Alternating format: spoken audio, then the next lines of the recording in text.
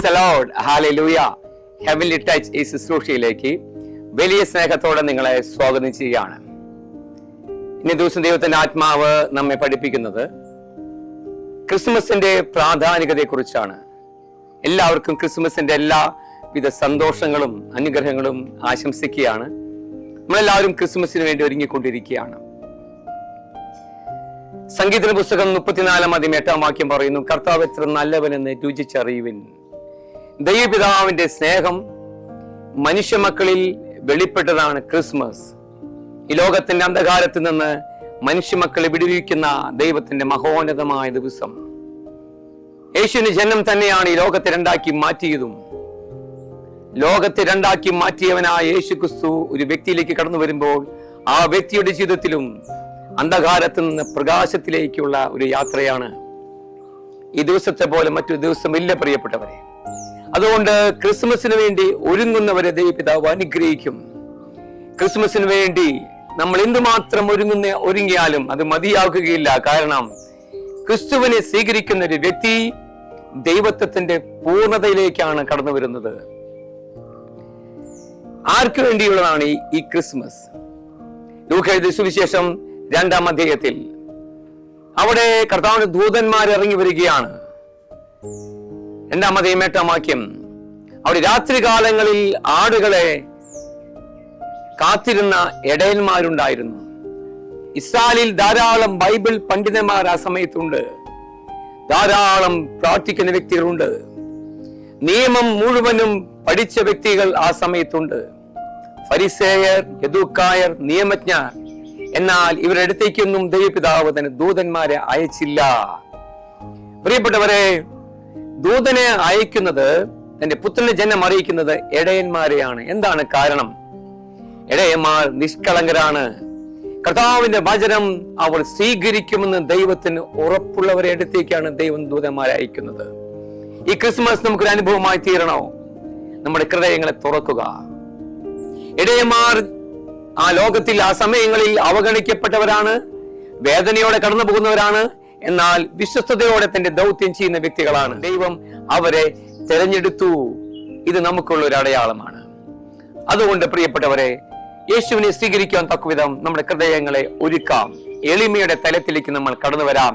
കർത്താവായ യേശു ക്രിസ്തു നമ്മുടെ ഹൃദയങ്ങളിലേക്കാണ് കടന്നു വരുന്നത്. പ്രിയപ്പെട്ട സഹോദരി സഹോദരന്മാരെ, യേശു ആരിലാണ് ജനിക്കാൻ പോകുന്നത്? മാർക്കോസ് എഴുതിയ സുവിശേഷം അവിടെ 5-ാം അധ്യായം 26 മുതലുള്ള വാക്യങ്ങൾ വളരെ ശ്രദ്ധയോടെ വായിക്കുക. അവിടെ 12 വർഷമായി രക്തസ്രാവക്കാരിയായ സ്ത്രീയെ കുറിച്ച് വചനം പറയുന്നു. അവൾക്ക് യേശുവിനെ കുറിച്ച് അറിഞ്ഞുകൂടാ. ബൈബിൾ പണ്ഡിതന്മാർ പറയുന്ന അവളുടെ പേര് ലിഡിയ എന്നാണ്. സമ്പന്നയായിരുന്നു. എന്നാൽ സമ്പത്ത് മുഴുവനും തന്റെ ആ രോഗത്തിന്റെ ചികിത്സയ്ക്ക് വേണ്ടി ചെലവഴിച്ചു. ഒന്നും സംഭവിക്കുന്നില്ല. രോഗം വർദ്ധിച്ചുകൊണ്ടിരിക്കുകയാണ്. ശ്രദ്ധിക്കുക. അപ്പോഴാണ് മാർക്കോസ് 5:27 അവൾ യേശു ക്രിസ്തുവിനെ കുറിച്ച് കേൾക്കുന്നത്. പ്രിയപ്പെട്ടവരെ, അവളുടെ ക്രിസ്മസ് അന്നായിരുന്നു. അവളുടെ ജീവിതം മാറി മറിയുകയാണ്. യേശുവിന്റെ ആ കൃപ അവളിൽ പ്രവർത്തിക്കാൻ തുടങ്ങുകയാണ്. ആരിലാണ് ദൈവകൃപ പ്രവർത്തിക്കാൻ തുടങ്ങുന്നത്? യേശുവിനെ ഹൃദയത്തിൽ സ്വീകരിക്കുന്ന വ്യക്തിയിലാണ്. അപ്പോൾ മുതൽ കൃപ അവളിൽ ആക്റ്റീവായി. ലൂക്കാ 2:14 സ്വർഗത്തിന് സൈന്യം ഇറങ്ങി വന്ന് പറഞ്ഞു, ഭൂമിയിൽ ദൈവകൃപ ലഭിച്ചവർക്ക് സമാധാനം, ഭൂമിയിൽ ദൈവകൃപ ലഭിച്ചവർക്ക് സൗഖ്യം, അഭിഷേകം, അനുഗ്രഹം, വിടുതൽ, അഭിഷേകം, അഭിവൃദ്ധി എല്ലാം ആർക്കുള്ളതാണ്? പ്രിയപ്പെട്ടവരെ, കൃപ ലഭിച്ചവർക്കുള്ളതാണ്. ആരാണ് കൃപ സ്വീകരിക്കുന്നവർ? യോഹന്നാൻ 1:16 വചനം പറയുന്നു, യേശുവിന്റെ പൂർണ്ണതയിൽ നാം എല്ലാം കൃപയ്ക്ക് മേൽ കൃപ സ്വീകരിച്ചിരിക്കുന്നു. ഇതാ ഈ സഹോദരി യേശുവിന്റെ പൂർണ്ണതയിലേക്ക് കടന്നു വരാൻ ആഗ്രഹിക്കുകയാണ്. അവൾ വിശ്വസിക്കുകയാണ്. പ്രിയപ്പെട്ടവരെ, നമ്മളെല്ലാവരും യേശുവിനെ കുറിച്ച് കേൾക്കുന്നുണ്ട്. നമ്മൾ ഇതാ ധാരാളമായി സുവിശേഷം കേൾക്കുന്നുണ്ട്. എന്നാൽ ഒരു ദിവസം യേശു ക്രിസ്തുവിനെ ഹൃദയത്തുറവയോടെ സ്വീകരിക്കുകയാണെങ്കിൽ അത് നമ്മുടെ ജീവിതത്തിന്റെ അന്ധകാരങ്ങളെ മാറ്റുന്ന ദിവസമാണ്. ഈ സഹോദരി ജീവിതത്തിലേക്ക് യേശു കടന്നു വരികയാണ്. അവൾ തീരുമാനമെടുക്കുകയാണ്. എന്താണ്? എനിക്ക് യേശുവിനെ കാണണം, എനിക്ക് യേശുവിനെ തൊടണം. പ്രിയപ്പെട്ടവർ, അന്ന് വരെ അന്ധകാരത്തിലായിരിക്കുന്ന ആ സഹോദരിയിൽ അന്ന് മുതൽ യേശു ജനിക്കുകയാണ്. പ്രിയപ്പെട്ടവരെ, അവൾ ആഗ്രഹത്തെ യേശു മാനിച്ചു. അവൾ യേശുവിനെ തൊടുക തന്നെ ചെയ്തു. യേശുവിന് ശക്തി പുറപ്പെട്ട് അവൾ സൗഖ്യം പ്രാപിച്ചു. പ്രിയപ്പെട്ടവരെ, ഇതാണ് ക്രിസ്മസിൽ പരിശുദ്ധാത്മാവ് നമുക്ക് നൽകുന്ന സന്ദേശം എന്താണ്? യേശുവിനെ ഹൃദയത്തിൽ സ്വീകരിക്കുക, അവനുമായിട്ടുള്ള സംയോജനത്തിലേക്ക് കടന്നു വരിക, കൃപയ്ക്കുമേൽ കൃപ പ്രാപിക്കുക. പ്രിയപ്പെട്ടവരെ, മറിയത്തിൽ കൃപയ്ക്കുമേൽ കൃപ നിറഞ്ഞു. എന്നാൽ വചനം പറയുന്നു, ലൂക്ക 1:30, എന്തുകൊണ്ടാണ് ഗബ്രിയേൽ മറിയത്തിന്റെ അടുത്തേക്ക് ഇറങ്ങി വന്നത്? മറിയം ദൈവസന്നിധിയിൽ കൃപ കണ്ടെത്തി. പ്രിയപ്പെട്ടവരെ, ഈ ദിവസങ്ങളിൽ കൃപ കണ്ടെത്തുന്ന ദിവസമാണ്. കൃപ കണ്ടെത്തുന്ന ദിവസമാണ്. ആരിലാണ് ദൈവം ഇറങ്ങി വരാൻ പോകുന്നത്? പ്രിയപ്പെട്ടവരെ, മറിയത്തിൽ ഇത് സർവശക്തനായ ദൈവം ഇറങ്ങി വരികയാണ്. എന്തുകൊണ്ടാണ്? പ്രിയപ്പെട്ടവരെ, മറിയം എളിമയുടെ നിർഗുണമായിരുന്നു.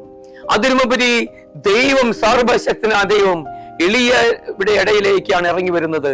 അവൻ എളിവനായി മാറി. കാരണം പഴയ നിയമത്തിൽ നമ്മൾ വ്യക്തമായി പഠിച്ചു കഴിയുമ്പോൾ പരിശുദ്ധാത്മാവ് നമുക്ക് വെളിപ്പെടുത്തി തരുന്ന ഒരു സത്യമുണ്ട്. ദൈവം സർവാധിപത്യമുള്ള ദൈവമാണ്. ദൈവം സർവശക്തനാണ്. ദൈവം അത്ഭുതങ്ങളുടെ രാജാവാണ്. ഉൽപ്പത്തിയുടെ പുസ്തകം 1-ാം അധ്യായം 1-ാം വാക്യം പറയുന്നു, എന്താണ്? ദൈവം സൃഷ്ടാവായ ദൈവമാണ്. എലോഹിം, യഹോവ എലോഹിം. ഉൽപ്പത്തിയുടെ പുസ്തകം 16-ാം അധ്യായം 13-ാം വാക്യത്തിലേക്ക് വരിക. അവിടെ എന്താണ്? ഹാഗാർ കണ്ണുനീരിന്റെ മധ്യേ യഹോവയെ വിളിക്കുന്നത്, കർത്താവിനെ വിളിക്കുകയാണ്. യഹോവ എൽ റോയ്, എന്നെ കാണുന്ന ദൈവത്തെ ഞാൻ ഇവിടെ വെച്ച് കണ്ടു. ഹല്ലേലൂയ. പ്രിയപ്പെട്ടവരെ, ഇതാ യഹോവ എൽ റോയ് ആണ്. വീണ്ടും ഉൽപ്പത്തിയുടെ പുസ്തകം 22-ാം അധ്യായം 14-ാം വാക്യത്തിൽ തന്റെ മകനെ തിരിച്ചു കിട്ടിയ സന്തോഷത്തിൽ അബ്രാഹാം യഹോവ വിളിക്കുന്നുണ്ട്. യഹോവ ഈറെ, ഗോഡ് വിൽ പ്രൊവൈഡ്, കർത്താവ് പ്രദാനം ചെയ്യുന്നു. ഇതാ വീണ്ടും പുറപ്പാട് പുസ്തകം 17-ാം അധ്യായം 14-ാം വാക്യത്തിലേക്ക് വരിക. അമലോക്യമായ യുദ്ധത്തിൽ ജയിച്ച മോശ കർത്താവിനെ വിളിക്കുന്ന പേരാണ്. എന്താണ്? യഹോവ നിസി, കർത്താവിന്റെ പതാകയാണ്. Lord is my banner. പ്രിയപ്പെട്ടവരെ, കർത്താവ് നമ്മുടെ വിജയ പതാകയാണ്. വീണ്ടും പുറപ്പാട് 6-ാം അധ്യായത്തിലേക്ക് വരിക. അവിടെ മോശ കർത്താവിനെ വിളിക്കുന്ന പേരുണ്ട്, യഹോവ എൽ ഷദായ്, കർത്താവ് സർവശക്തനാണ്. പ്രിയപ്പെട്ടവരെ, എസെക്കിയേൽ 48-ൽ കർത്താവിനെ വിളിക്കുന്നു, യഹോവ ഷമ്മ, കർത്താവ് ഇവിടെയുണ്ട്. ഇതാ ന്യായാധിപൻ 6:24 വചനം ഗിദെയോൻ കർത്താവിനെ വിളിക്കുന്ന പേരുണ്ട്. എന്താണ്? യഹോവ ഷാലോം. പുറപ്പാട് 15-ാം അധ്യായം 26-ാം വാക്യത്തിൽ കർത്താവിനെ വിളിക്കുന്നു. എന്താണ്?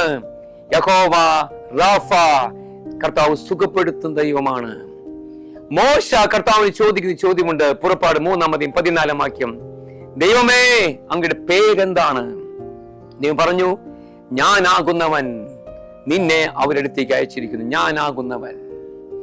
പ്രിയപ്പെട്ടവരെ, ഞാനാകുന്നവൻ എന്ന വാക്കിന്റെ അർത്ഥം എന്താണ്? ഹീബ്രു ബൈബിളിൽ ഇപ്രകാരം പറയുന്നു, ഞാനാകുന്നവൻ എന്ന വാക്കിന്റെ അർത്ഥം ഓൾ സഫിഷ്യന്റ് ഗോഡ്, സർവശക്തനായ ദൈവം, നമുക്ക് മതിയായവനായ ദൈവം. വീണ്ടും കർത്താവ് പറഞ്ഞു, എന്റെ പേര് അബ്രാഹത്തിന്റെയും ഇസഹാക്കിന്റെയും യാക്കോബിന്റെയും ദൈവം എന്നാണ്. പ്രിയപ്പെട്ടവരെ, എന്താണ് ഇതിന്റെ അർത്ഥം? അബ്രാഹത്തിന്റെ ജീവിതം പഠിക്കുക, യാക്കോബിന്റെ ജീവിതം, ഇസഹാക്കിന്റെ ജീവിതം. ഒരു വ്യക്തിക്ക് വേണ്ടതെല്ലാം കർത്താവ് പ്രദാനം ചെയ്യുകയാണ്. വീണ്ടും ഇതേ ദൈവം പുതിയ നിയമത്തിലേക്ക് വരികയാണ്. അതാണ് ക്രിസ്മസ്. ഇതേ ദൈവമാണ്. യോഹന്നാൻ 1-ാം അധ്യായം 18-ാം വാക്യം, ദൈവത്തെ ആരും ഒരിക്കലും കണ്ടിട്ടില്ല, എന്നാൽ ദൈവമായി ഗാഢബന്ധം പുലർത്തുന്ന ഏകജാതനായ ദൈവം തന്നെയാണ് അവിടുത്തെ വെളിപ്പെടുത്തിയത്. പ്രിയപ്പെട്ടവരെ, കൊളോസസ്കാർക്ക് എഴുതിയ ലേഖനത്തിലേക്ക് പരിശുദ്ധാത്മാവ് നമ്മെ കൂട്ടിക്കൊണ്ടുപോവുകയാണ്. അവിടെ 2-ാം അധ്യായം 9-ാം വാക്യ വചനം എന്നെ ഒത്തിരി ചിന്തിപ്പിച്ചു. പ്രിയപ്പെട്ടവരെ, വചനം ഇപ്രകാരം പറയുന്നു, ദൈവത്വത്തിന്റെ പൂർണ്ണത മുഴുവനും യേശുക്രിസ്തുവിൽ മൂർത്തീഭവിച്ചിരിക്കുന്നു. Elohim, El Shaddai, Rapha, Shalom, സർവശക്തനായ, ചെങ്കടൽ രണ്ടാക്കി മാറ്റിയ, ജെറിക്കോ കോട്ടയെ തകർത്ത, അത്ഭുതങ്ങൾ ചെയ്ത സൃഷ്ടാവായ ദൈവം ഇതാ പുതിയ നിയമത്തിലേക്ക് വരുമ്പോൾ ഇതാ യേശുക്രിസ്തു എന്ന പൂർണ്ണതയിലേക്ക് കടന്നു വരികയാണ്. പുതിയ നിയമത്തിലേക്ക് ദൈവം യേശുക്രിസ്തുവിനെ നമ്മുടെ അടുത്തേക്ക് രക്ഷകനായി അയക്കുമ്പോൾ പഴയ നിയമത്തിൽ നിന്ന് ഇത് പുതിയതിലേക്ക് പ്രവേശിക്കുകയാണ്. എന്താണ് പുതിയത്? അന്ധകാലത്തിലും സാത്താന്റെ അടിമത്തത്തിലും കഴിയുന്ന ദൈവജനത്തിന് കർത്താവ് ഇതാ പ്രദാനം ചെയ്യുന്നു. യേശു നമ്മുടെ പാപവിമോചകനാണ്. 1 പത്രോസ് 2:24. വീണ്ടും യോഹന്നാൻ 11:25 യേശു പറഞ്ഞു, ഞാൻ പുനരുത്ഥാനം ജീവനുമാണ്. യേശു നമ്മുടെ നിത്യജീവനാണ്. പ്രിയപ്പെട്ടവരെ, വീണ്ടും യോഹന്നാൻ 14:26 യേശു പറയുന്നു, എന്റെ നാമത്തിൽ പിതാവ് വായിക്കുന്ന സഹായകനായി പരിശുദ്ധാത്മാവ് യേശു നാമത്തിലാണ് പിതാവ് നമ്മുടെ മേൽ ആത്മാവിനെ വർഷിക്കുന്നത്. വെളിപാട് 1:17 യേശു പറഞ്ഞു, ഞാൻ ആദ്യവും അന്തവുമാണ്. പ്രിയപ്പെട്ടവർ, ഇതേ യേശുവാണ് ഈ ക്രിസ്മസ് ദിവസത്തിൽ ഒരു യഹൂദ പെൺകുട്ടിയുടെ, മറിയം എന്ന പെൺകുട്ടിയുടെ ഉദരത്തിലേക്ക് കടന്നു വരുന്നത്. ദൈവം എത്രയോ എളിമപ്പെട്ടു ദൈവമക്കൾക്കായി. അതുകൊണ്ട് പ്രിയപ്പെട്ടവർ, നമ്മൾ എപ്രകാരം എളിമപ്പെടണം? സർവശക്തനായ സൃഷ്ടാവായ ദൈവം ഇത്രമാത്രം എളിമപ്പെട്ടെങ്കിൽ, ഒരു പുൽക്കൂട്ടിൽ പിറന്നെങ്കിൽ, ദൈവമക്കളെ നമ്മൾ എത്രമാത്രം എളിമപ്പെടണം, നമ്മൾ എന്തുമാത്രം ആനന്ദിപ്പിക്കണം, എന്തുമാത്രം പൊട്ടിക്കരയണം, എന്തുമാത്രം ദൈവത്തോട് സ്നേഹവും ആരാധനയും അർപ്പിക്കണം. പ്രിയപ്പെട്ടവരെ, ഈ ക്രിസ്മസ് മറ്റൊന്നിനു വേണ്ടിയിട്ടുള്ളതല്ല, ഇത് യേശുവിന് വേണ്ടി ജീവിക്കാനുള്ള ദിവസമാണ്.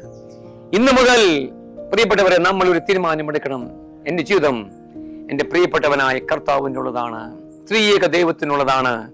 മറിയത്തിന്റെ ഉദരത്തിലേക്ക് കടന്നു വന്ന യേശു ഇന്ന് ജീവിക്കുന്ന. പ്രിയപ്പെട്ടവരെ, ആ മറിയത്തോടൊപ്പം നമുക്ക് യേശുവിനെ ആരാധിക്കാം. ഇതാ നമ്മുടെ ജീവിതങ്ങളിൽ ദൈവത്തിന്റെ കൃപയുടെ സമൃദ്ധി വെളിപ്പെടുകയാണ്. യോഹന്നാൻ 1:16 യേശുവിന്റെ പൂർണ്ണതയിൽ നാം എല്ലാം കൃപയ്ക്ക് മേൽ കൃപ സ്വീകരിച്ചിരിക്കുന്നു. തീത്തോസ് 2:11 സകല മനുഷ്യ രക്ഷയ്ക്കായി ദൈവത്തിന് കൃപ പ്രത്യക്ഷപ്പെട്ടിരിക്കുന്നു.